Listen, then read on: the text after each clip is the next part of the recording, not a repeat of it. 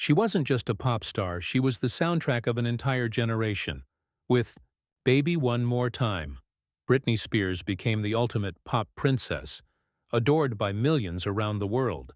But while her voice dominated the airwaves, her life spiraled into chaos. Behind the glittering lights and million-dollar tours, Britney faced betrayal, heartbreak, and the most shocking scandal in modern pop culture, a conservatorship that stripped her of freedom for 13 long years.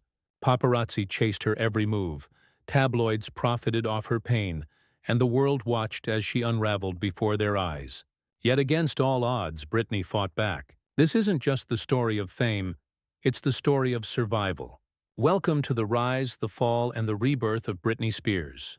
Britney Jean Spears was born on December 2, 1981 in Macomb, Mississippi, and raised in the tiny town of Kentwood, Louisiana. From the beginning, her life was a blend of small-town simplicity and big dreams. Her mother, Lynn, worked as a school teacher, while her father, Jamie, struggled with alcohol and financial instability. For Britney, music became both an escape and a gift. By the age of 3, she was already performing in dance recitals and singing in her local Baptist church. Her powerful voice and natural charisma stunned everyone who saw her on stage. Determined to nurture her talent, her parents drove her to countless auditions and competitions. The Spears family didn't have much money, but they believed Britney could be their ticket to something greater. At just 8 years old, she auditioned for the Mickey Mouse Club, but was told she was too young. Instead of giving up, she trained harder, taking vocal lessons and attending a performing arts school in New York. By age 11, she returned and won a spot on the show, joining future icons like Justin Timberlake, Christina Aguilera, and Ryan Gosling. Though still a child, Britney was already thrust into a professional world, where discipline, ambition, and performance mattered more than innocence.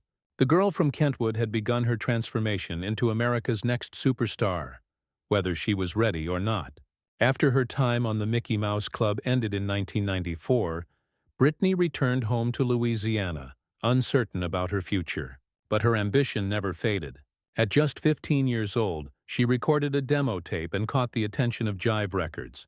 The executives instantly recognized her potential and paired her with Swedish producer Max Martin, who would help craft the sound that defined late 90s pop.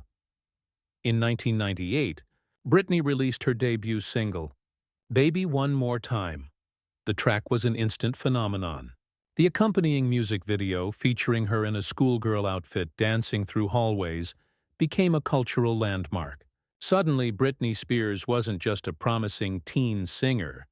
She was a global sensation. Her self-titled debut album topped charts worldwide, selling over 10 million copies in its first year in the United States alone. By 2000, with the release of Oops, I Did It Again, Britney cemented herself as the biggest teen idol on the planet. But the spotlight came with intense scrutiny.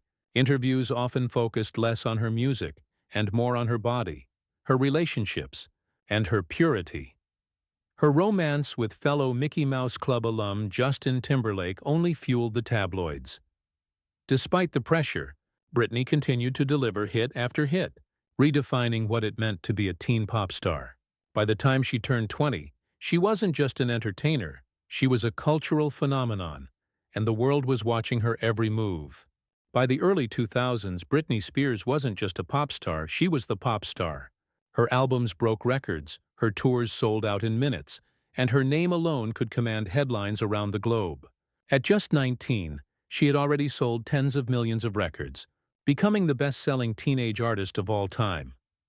Her 2001 MTV Video Music Awards performance, where she danced with a massive albino python draped across her shoulders, instantly became one of the most iconic moments in pop history. Britney was no longer simply the girl next door. She was a global symbol of daring and spectacle. Her third studio album, Britney 2001, showcased a more mature, edgier sound, with hits like I'm a Slave for You, signaling her evolution from teen idol to adult superstar. By 2003, her collaborations with Madonna, including their infamous onstage kiss at the VMAs, cemented her status as a provocateur who knew how to command attention. Meanwhile, Her tours, like Dream Within a Dream, were spectacles of cutting-edge technology, blending futuristic visuals with choreography that pushed the boundaries of live pop performance. Financially, Britney was at the peak of her empire. Endorsement deals, fragrances, and record-breaking sales made her one of the wealthiest young stars in the world. Yet, behind the perfection of the stage, cracks were forming. Her breakup with Justin Timberlake became a cultural moment, amplified by his song Cry Me a River, which painted Britney as the heartbreaker. The media narrative began to shift, turning her from America's sweetheart into a tabloid target. Still, in this period, Britney Spears was untouchable.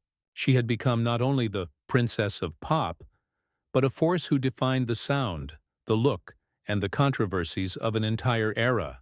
The world couldn't get enough of her, and soon that obsession would prove dangerous. The same fame that built Britney Spears into an icon would soon devour her. By the mid-2000s, her life was no longer defined by chart-topping singles, but by tabloid headlines.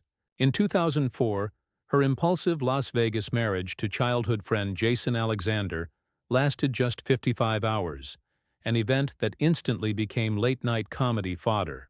Months later, she married backup dancer Kevin Federline, and their highly publicized relationship unraveled before the world's eyes. When their divorce turned into a brutal custody battle over their two young sons, the paparazzi swarmed like vultures.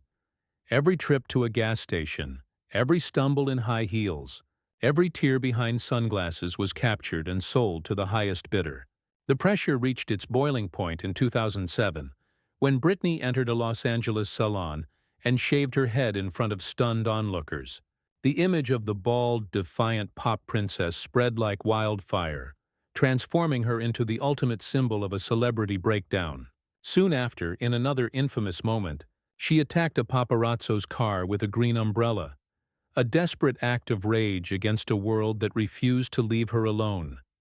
These public struggles became ammunition in her custody battle. In 2008, Britney was placed under a conservatorship, an unprecedented legal arrangement that gave her father, Jamie Spears, total control over her finances, career, and even personal life. Overnight, one of the world's most powerful entertainers lost the basic rights most adults take for granted. Yet the scandal didn't end there. Even under conservatorship, she was pushed to perform, recording albums, going on world tours, and headlining Las Vegas residencies. While the outside world saw glittering shows and choreographed smiles, behind the curtain was a woman trapped. Britney Spears, the princess of pop, had become both prisoner and product. For years, Britney's voice was silenced, her life tightly controlled under the conservatorship. But cracks began to appear in the carefully managed facade. In 2019, whispers grew louder as fans noticed her cryptic social media posts and questioned why the world's most famous pop star seemed unable to control her own life. Out of this suspicion, the Free Britney movement was born. What started as a fringe campaign by loyal fans became an international outcry. Documentaries, court hearings, and leaked testimonies revealed the harrowing truth. Britney had been medicated against her will, her career decisions forced, and her personal freedoms stripped away. In June 2021, Britney herself spoke directly in court, declaring, "I just want my life back." The raw, emotional testimony shattered the image of a fragile star. It showed the strength of a woman who had been silenced for too long. The world rallied behind her. By November 2021, after 13 years, a judge officially terminated the conservatorship, restoring Britney's independence. It was more than a legal victory. It was a cultural reckoning. No longer just a performer, Britney Spears had reinvented herself as a symbol of resistance and resilience. Her story became bigger than music. It was about reclaiming identity, autonomy, and dignity in a world that had tried to take it all away. Britney Spears' legacy is far more than record sales or chart-topping singles. She defined an era of pop music, creating songs that remain timeless. Baby One More Time, Toxic, and Stronger are not just hits, but cultural landmarks. She inspired a generation of artists who followed in her footsteps, from Miley Cyrus to Ariana Grande, proving that one young woman from Louisiana could transform the global music stage. But Britney's story is also a cautionary tale. She became the face of how fame, media exploitation, and legal control can strip a human being of her most basic rights. Her battle against the conservatorship turned her into a symbol of resilience and sparked a global conversation about autonomy and abuse of power. In the end, Britney Spears will forever be remembered as the princess of pop who survived the unthinkable and reclaimed her life. Her music, her struggle, and her courage will echo for generations.